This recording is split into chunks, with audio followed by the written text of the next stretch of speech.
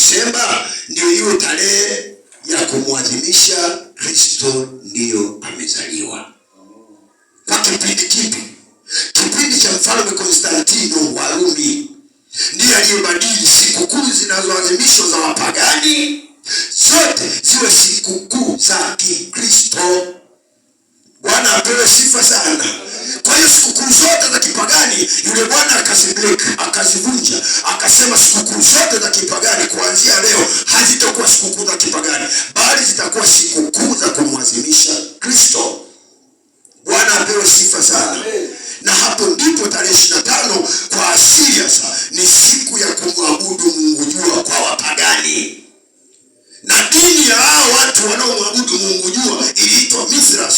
Ni dini ya Kiajemi.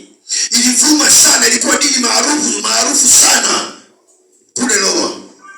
Dini ya Mithras ni dini ya Kiajemi, ilikuwa dini maarufu sana, dini ya kipagani. Ndio waliokuwa wanamwabudu Mungu jua. Lakini mfalme Konstantino yeye ndiye aliyetoa tamko. Na walipokaa wakakubaliana Wakristo wote, wakaona okay, hii imekaa vizuri, hata tuifanye tarehe 25 iwe tarehe ya kuzaliwa kwa Masihi. Sema amina kwa jina la Yesu. Na Wakristo waliona ni hivyo, ni vyema, kwa sababu imezaliwa nuru halisi, nuru ya kweli, sio jua tena. Bwana asifiwe. Na kwa mara ya kwanza sikukuu hii ilisherekewa kwenye mji wa Konstantino ndani ya Uturuki. Kwa mara ya kwanza wanasherekea sikukuu ya Christmas ndani ya mji wa Konstantino, nchi ya Uturuki ya sasa. Mwaka 336 baada ya Kristo ndio Christmas imeanza kusherekewa kwa mara ya kwanza.